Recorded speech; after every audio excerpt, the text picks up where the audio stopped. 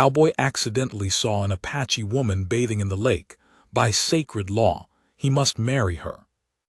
The water was cold enough to ache your teeth just looking at it. That's the first thing I'll tell you because it matters.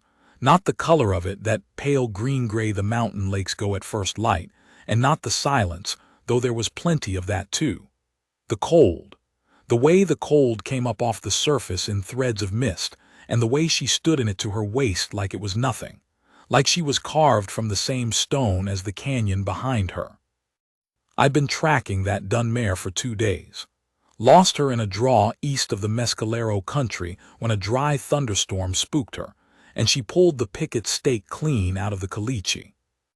I had my bedroll on her, my spare ammunition, my father's old Lamat that didn't shoot anymore but that I carried anyway. I was on foot, which put me in a poor mood, and I'd slept one night under a juniper with nothing but my rifle and what was left of a half-pound of jerked beef. I was not a man looking for trouble. I was a man wanting his horse back and a cup of coffee. I came through the tamarisk on the east bank just after sunup. The lake was maybe 200 yards across. She was maybe 40 feet from the near bank, out in the shallows. I stopped. I'll tell you plain, I didn't mean to look and I didn't look long. I turned around inside of 3 seconds. But the damage was done, as they say, and damage is a funny thing. Sometimes the thing that breaks you and the thing that saves you are the exact same moment. I didn't know that standing there with my back to the water and my face burning like I was 16 years old. I was 43, which is old enough to know better, and apparently still not old enough. I heard them before I saw them. 4 men coming out of the tree line to my left. Apache men, moving quick and quiet, and every one of them with a rifle or a bow already up. The oldest one gray at his temples, a scar across his chin from something old. He said something in his language that I didn't understand, but the meaning of it wasn't hard to read.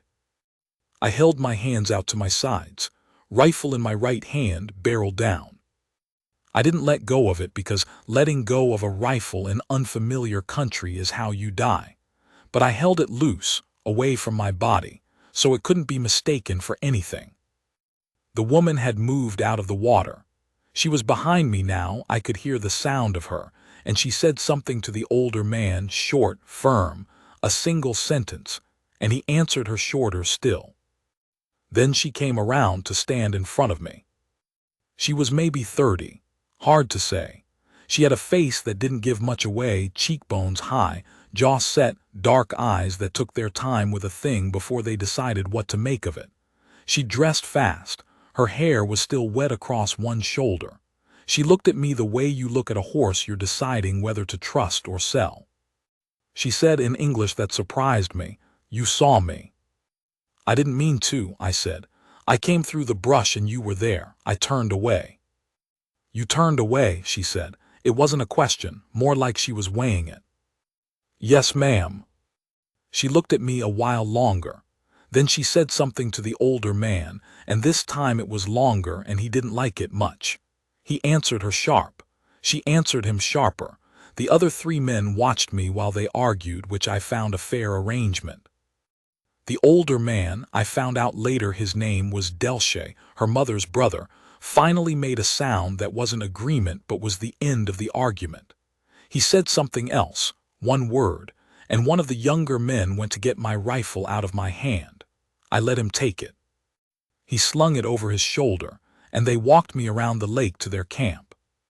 There were maybe 30 people in that camp, maybe a few more. It wasn't a raiding camp and it wasn't a war camp. It was families, old men and women, children, dogs, the sounds of ordinary life. They fed me, which surprised me.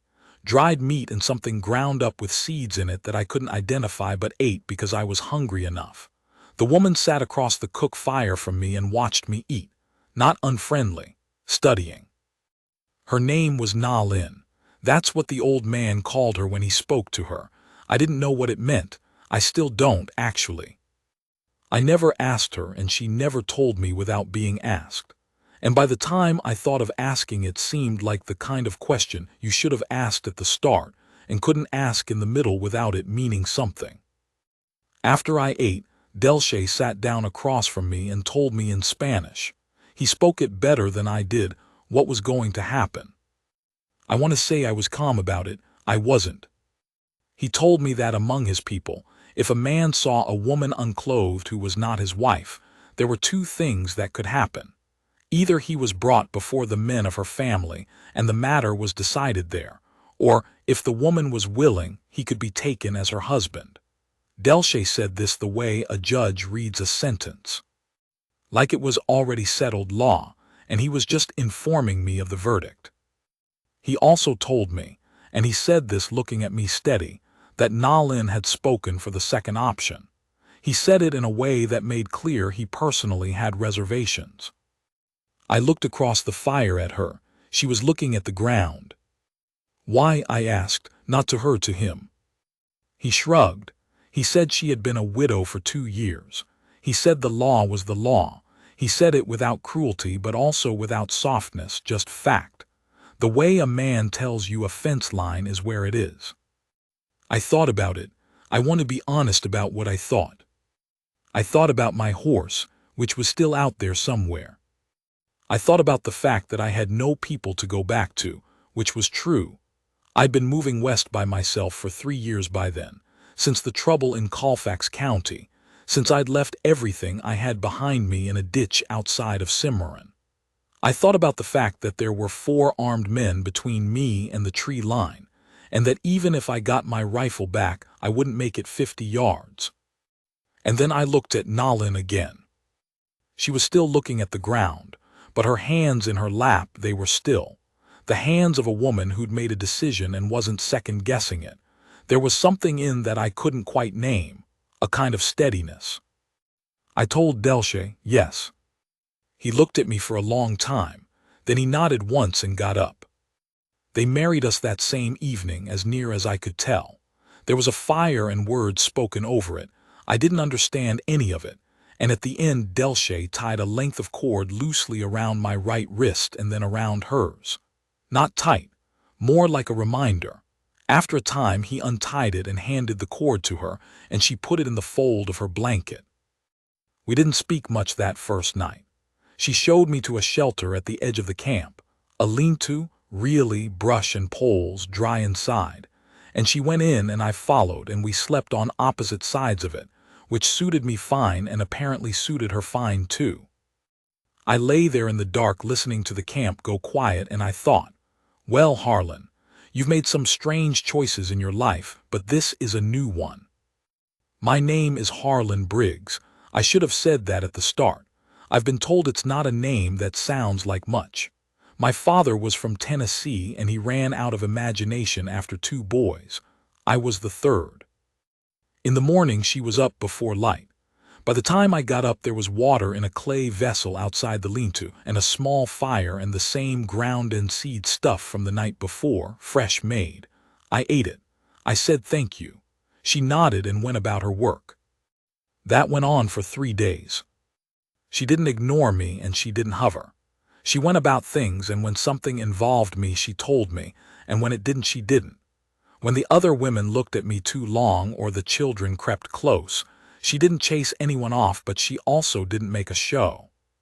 She was treating the whole arrangement, near as I could tell, like a practical matter, which I respected.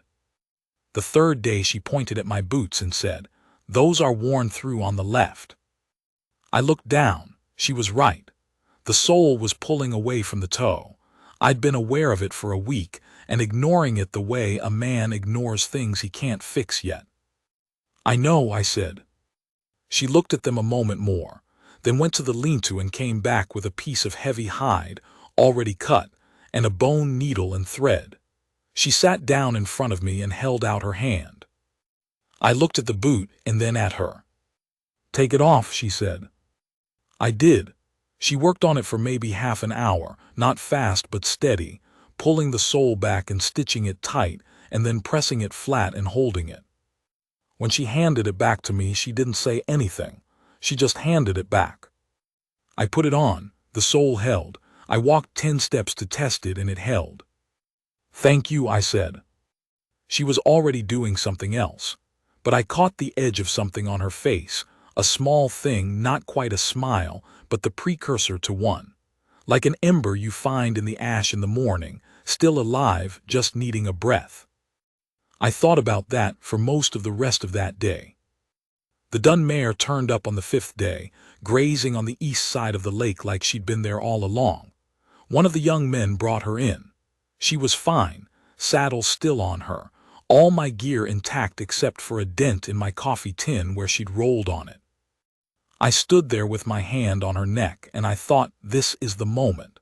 If you're going to go, this is it. Your horse is back, your rifle's over your shoulder, you could be a day's ride out of this country by dark. I stood there with that thought for a while. Then I unsaddled her and staked her and went back to the camp. I didn't have a clear reason. That's the truth. I didn't have some big moment of realization. I just didn't go. The way sometimes the thing you're choosing is actually obvious, but you make yourself stand there and think about it anyway, like you owe the decision that much dignity. Nalin watched me come back from the east bank. She was scraping a hide stretched on a frame, working it in long strokes. She watched me come into camp and put my saddle down and start building the cook fire. She didn't say anything for a while. Then she said, "Your mare is back." "Yep. You stayed." "I did." She looked at me a long time. Something crossed her face that I had no word for then and don't have a word for now. It wasn't surprise exactly, more like confirmation, like something she'd suspected was now confirmed. She went back to scraping the hide. My Spanish wasn't worth much, but hers was better, and between that and the English she had and the gestures and the patience, and there was patience on her end, a particular kind of patience she had, like she decided once to give a thing enough time and then she gave it. We found our way to talking. Not all at once. Not in great long conversations. More like one sentence in the evening, 2 sentences in the morning, a thing in the middle of a task that led to a question that led to another question. I told her about Colfax County. Not all of it, but the shape of it. About the land I'd had and the men who wanted it and the fact that I'd miscalculated how alone I really was.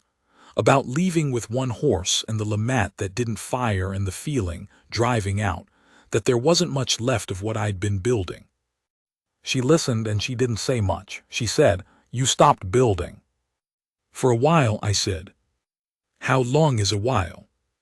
3 years. She considered that.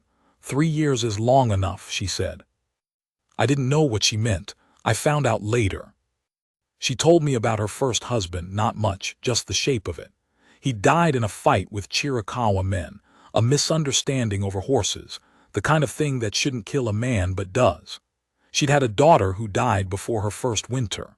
She said these things plain, like facts, the way people say things plain when they've said them enough times to have worn the feeling down to just the words. I didn't push on any of it. We sat in the smoke of the fire, and she braided something out of sweetgrass, and the horses moved around out at the picket line, and neither of us felt the need to fill all the space. That was a new thing for me. I'd been a man who didn't do well with silence, who'd always figured silence in company was failure, of conversation, of connection, of something. She was the first person who ever made silence feel like a different kind of speech, like we were both saying something, just without words. Delche warmed to me slowly. I'm not sure he ever fully warmed, but he was a fair man, which is better than warm. He started testing me around the 2nd week. First it was small. He asked me to do something that needed doing and watched how I did it. Repair a section of brush fence, skin a mule deer, things I'd done 100 times. He watched without comment and then moved on. Then it was bigger. There was a man in the camp named Taza, young, maybe 25, thick through the shoulders, eyes that went flat when he looked at you. He'd wanted Nalin for himself, Delche told me one evening before she invoked the law. He'd expected her to stay widowed a while longer, and then he expected to have her. Finding a dust-covered Anglo in his place had not improved his character. He came at me in the 3rd week. Not with a weapon, he was smart enough for that, but he came at me with everything else. Mocking my Spanish, my riding, my rope work. Saying things in his language to the other young men and watching me to see if I knew what he was saying. I usually didn't, but I knew the tone, and I kept my face even and my hands loose. Nalin saw it. She didn't intervene. I noticed that. She watched me handle it the way she'd watch anything measuring. The thing that settled it was the horses.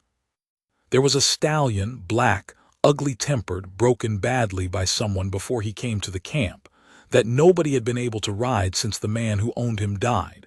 He'd thrown 3 riders. Taza had tried twice. I spent 4 days on that horse, not breaking him, not forcing him, just spending time. Being in the corral with him, working around him, letting him decide how close to come. It's how my father taught me. He said a horse that's been hurt bad doesn't need a stronger hand, it needs a reason to trust. You have to give him the reason before you ask him for anything. On the 5th day, I got on him. He bucked twice and then went still. I rode him around the corral slow, then around the camp, and he stayed under me. Not tame. He was never tame, but he accepted me. The whole camp watched. I didn't make anything of it.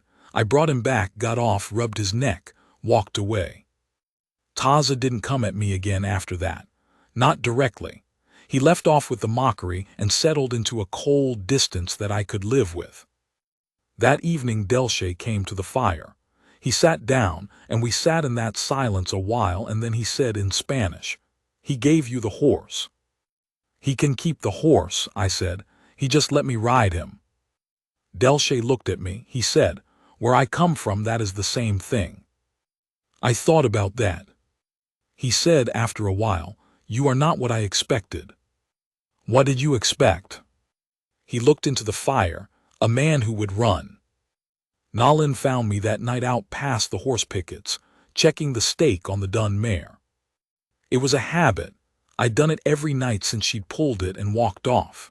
Nalin came up and stood beside me in the dark, and we looked at the horses for a while. She said, "Delche spoke to you." "He did." "What did he say?" "He said I wasn't what he expected." She made a sound that was almost a laugh. Not quite, close. I said, "Did you know?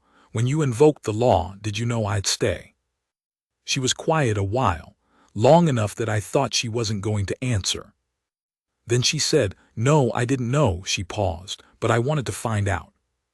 "Find out what?" She looked at me then, full on in the dark, and there was enough moonlight that I could see her face. She said, "Whether you were the kind of man who would stay." I had to think about that. I said, "And?" She reached out and put her hand flat against my chest, not grabbing, not pulling, just her hand on my chest over my heart, feeling the beat of it. She held it there. She said, "You stayed." Like that was enough, like that was everything. Maybe it was. I put my hand over hers and we stood there in the dark with the horses moving slow on the picket line and the campfire low in the distance, and I felt something come loose in me that had been wound tight for 3 years, just released, like a knot worked out. I was not a man who cried. I want to be clear about that. But I stood there in the dark and I breathed again, and I thought about the 3 years of drifting and the ditch outside of Cimarron and the long cold mornings of nobody and nothing, and I thought, well, maybe this is what 3 years of nothing was pointed at. Maybe some things have to empty out before they can fill back up. I didn't say any of that. I wouldn't know how to. I just stood there with her hand on my chest and mine over hers, and after a while she leaned into my side, and I put my arm around her, and that was all. We stood there until the horses settled for the night. Then we walked back to camp. I want to tell you what the months after that were because I think people assume, when you come into a life sideways, the way I came into that one, that it stays strange. That you're always the outsider, always the one translating, always one mistake away from being back out on the trail alone. It wasn't like that. There's a thing that happens when you decide to be somewhere, when you stop treating a place like it might not last. You start learning it from the inside, and it starts knowing you from the inside. And after a while, the shape of you and the shape of it are the same shape, and you can't quite tell anymore where one ends and the other starts. I learned the language slow. Apache is not a language that comes easy to a man whose tongue grew up on English and bad Spanish.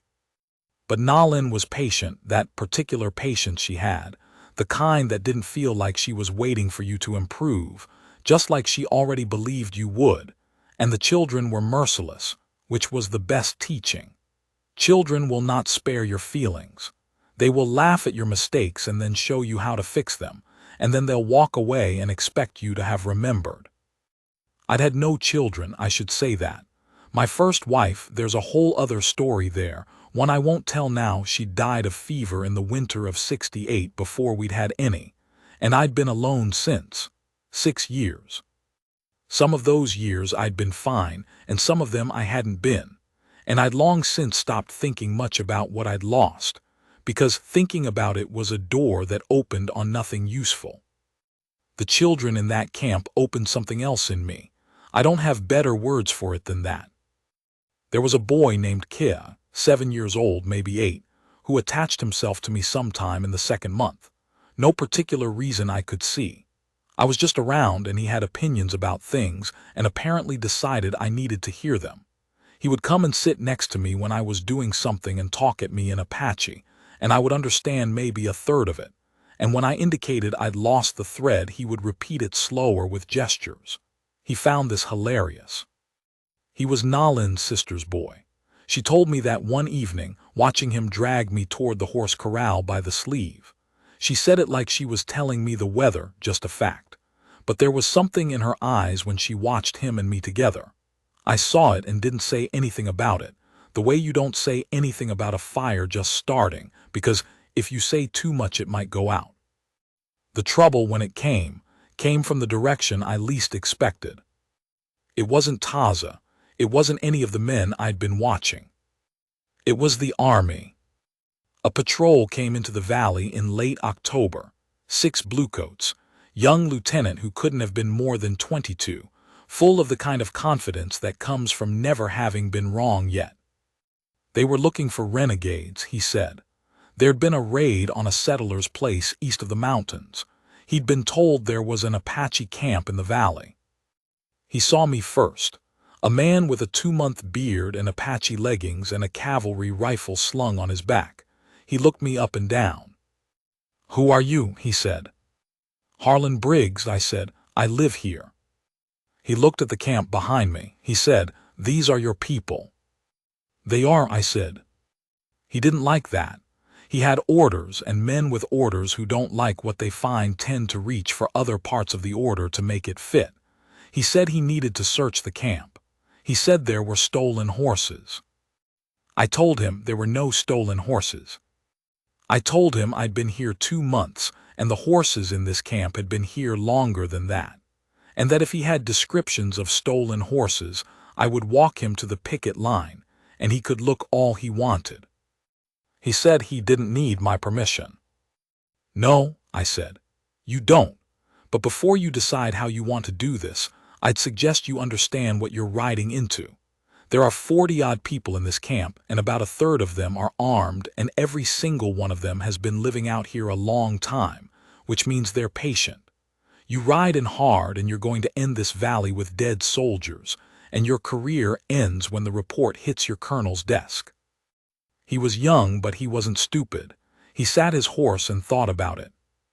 "And if I ride in easy," he said.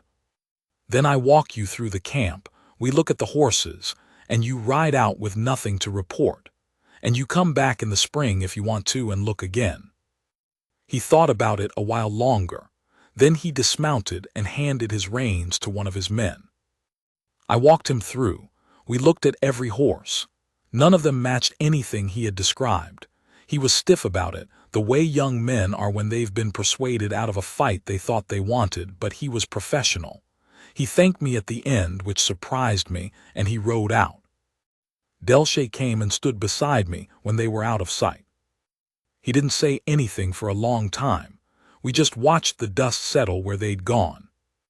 Then he put his hand on my shoulder, once brief, the way a man does when he's said everything he means to say, and walked back to camp. I stood there and let it land. That was the first time in a long time that I felt necessary. Not useful, necessary. There's a difference. Useful is what you are to people who need a job done. Necessary is what you are to people who need you specifically. I'd been useful plenty in my life. I'd forgotten what the other felt like. Winter came hard that year. Snow down to the valley floor by November, which was early, and the temperatures at night that made you understand why people died out here. We moved the camp twice to get out of the worst of the wind. There was a canyon with a southern exposure that Delche knew, and we spent most of December and January there. Nalin and I found each other in that winter the way you find something when you're forced into close quarters with it. You can't be polite with cold. Cold makes you practical. We slept close because the cold required it, and we ate whatever there was, and sometimes there wasn't much, and we found in that hardship a kind of easiness with each other that the mild weather hadn't quite uncovered. She told me more about herself. About growing up in the dragoons, about her father, who had been a man she described as tall and quiet and difficult to impress, which made me smile, about the years before the troubles got bad, when they'd ranged further north and the land was wider and freer. There was a grief in it, in the telling, that wasn't self-pity. It was just the grief of someone who'd seen things get smaller, who remembered when they weren't. I told her about Tennessee, about my father's farm in the valley, the way the light came in on summer mornings and the sound of the creek. Things I hadn't thought about in years, hadn't let myself think about because there was no way back to them. She listened like she always listened, all the way through, without filling the pauses. One night in January, the snow coming down outside and the fire low and both of us wrapped in blankets and half asleep, she said, "Do you miss it, that place?" "Sometimes," I said, "less than I used to." "Why less?" "I thought about it," I said, "because where you are starts to be more real than where you were after a while."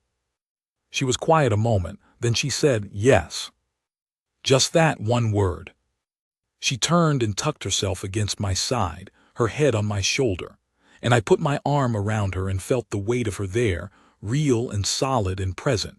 And outside the snow made the world small and quiet, and inside the fire cracked once and went low.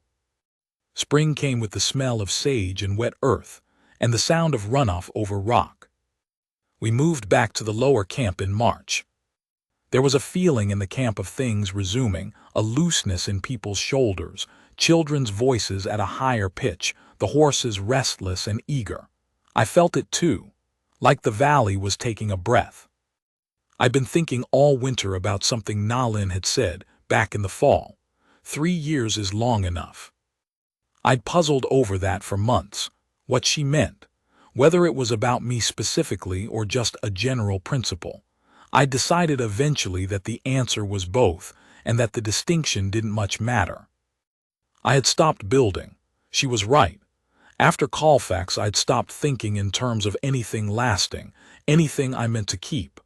I'd been moving because movement felt like the only thing left that didn't ask anything of me. Staying anywhere meant deciding it was worth staying for, and I hadn't found anything worth staying for. Until I accidentally walked through a stand of tamarisk at the wrong time of morning. I want to be careful about how I say what came next. There's a way of telling it that makes me sound like I know what I'm talking about, which would be overstating it. I'm a man who spent 40-odd years being pretty bad at keeping things, at knowing what mattered while I had it instead of after. But in that spring camp, watching Nalin work, watching Kei trying to rope a fence post and failing gloriously, watching Delche sit in the morning sun with his eyes closed, I thought, this is a life, not the life I started building, a different one, but a life which is more than I had. I started building again. I don't mean anything grand. I mean I started thinking ahead, started asking Delche about the valley in summer, about where they'd be, about what they needed. Started thinking about what I could get in trade from the settlements to the east, What might be useful? I started learning the Apache word for things I'd only known in English, and when I got a word right, Nalin would sometimes say it back to me with the right tone and then look at me waiting, and I'd say it again, and she'd nod. Small things, but small things are the bones of a life. One afternoon in April I was patching the side of the linta where the winter had worked a pole loose, and Nalin came and crouched beside me and handed me pieces of brush as I needed them, and we worked in silence for a while, and I thought, I'm not going to tell you what I feel right now because you can see it.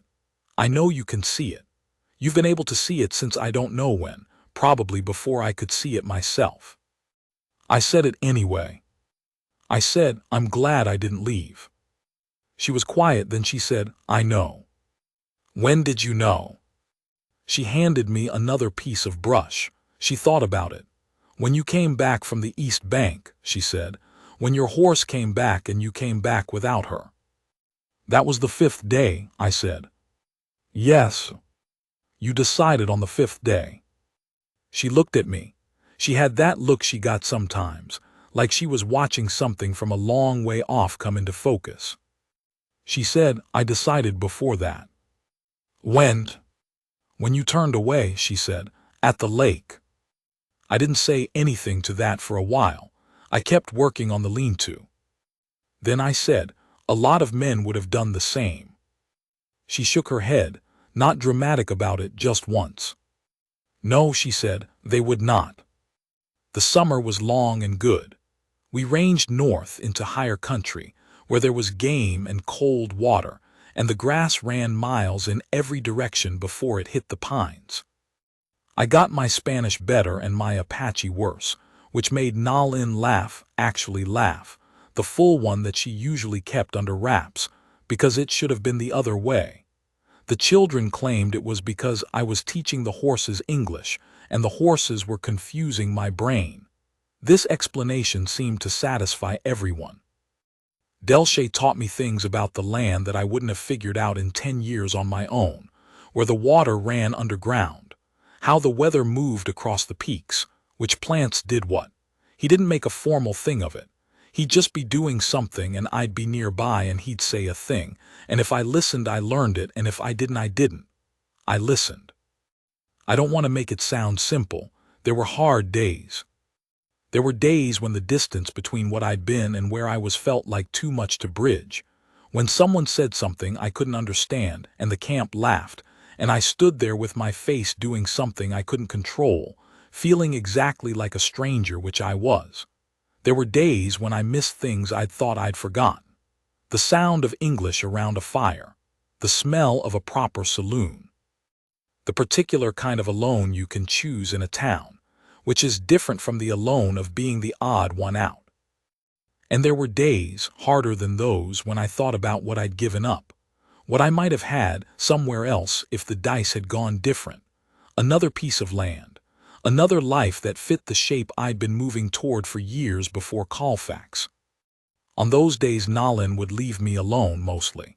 She had a sense for when a man needed to sit with something.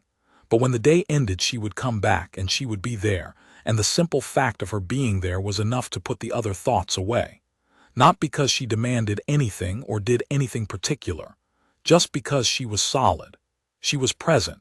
She was the clearest proof I had that where I was real and where I'd been worrying about was not. She was, the truth is, better to me than I deserved. Not in a soft way, not in a way that meant she let anything go. She had a will like a fence post, and she would tell me when I was wrong without much ceremony.